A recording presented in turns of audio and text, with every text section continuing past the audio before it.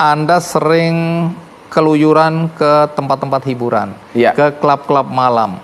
Bagaimana mungkin kalau Anda kiai, Anda punya pesantren, kemudian Anda justru lebih sering berada di klub-klub malam, di tempat-tempat yang tidak layak lah. Sebenarnya bukan klub malam sih. Apa? Puskesmas. Apa itu? Pusat kesenangan mas-mas. Di makamnya Sunan Derajat di Lamongan itu beliau berpesan, weneono ageman marang wong wuto, wenono ageman marang wong wudo, wenono ageman marang wong wudo, wenono tongkat marang wong wuto. Berikanlah pakaian kepada mereka yang telanjang, berikanlah tongkat kepada mereka yang buta. Saya sering ditanya, apakah tujuan Gus Miftah untuk memberikan hidayah bagi mereka? Sama sekali tidak, karena Jadi hidayah itu urusan Tuhan. Oke. Kemudian, apakah membuat mereka bertobat? Tobat itu bukan urusan saya. Saya selalu mengatakan fokuslah kepada proses, jangan berorientasi kepada hasil. Karena Tuhan mewajibkanmu untuk usaha, tidak mewajibkanmu untuk sukses. Fokus saja. Karena saya meyakini mereka tidak akan pernah menjadi PSK selama-lamanya. Kalau toh mereka mau jadi PSK selama-lamanya, tamunya yang ogah. Udah tempat maksiat kok untuk ngaji.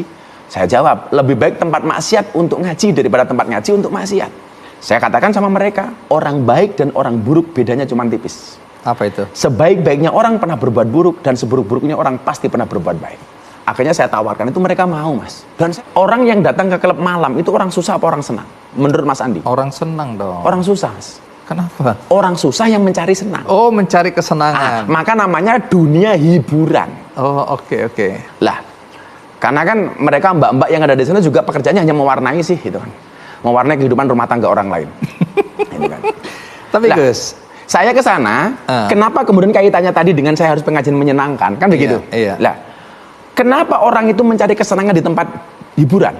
Karena mereka tidak pernah mendapatkan kesenangan di tempat pengajian. Makanya pengajian saya kemas secara menyenangkan. Kalau mereka sudah senang di tempat pengajian, mereka tidak akan mencari kesenangan di tempat hiburan malam. Itu saja. Karena di Jogja saya nggak punya tempat tinggal, saya di masjid. Iya. Disinilah saya belajar memahami kebinekaan, kemajemukan, dan pluralisme. Saya orang NU, tinggal di masjidnya orang Muhammadiyah.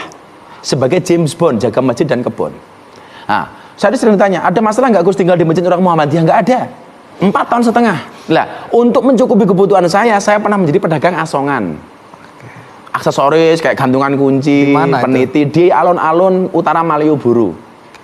Itu selama beberapa saat. Kemudian saya pernah narik becak sekitar 6 bulan. Bahkan sampai saya jadi pengurus paguyuban becak kota Yogyakarta. Akhirnya saya berhenti dari becak, cari aktivitas yang lain.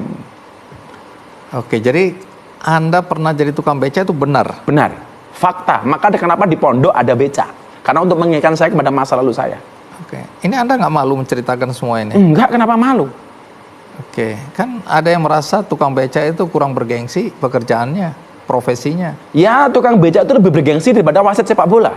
Kenapa begitu? Wasit sepak bola itu profesinya aneh, lari ke sana kemari mencari kesalahan orang lain.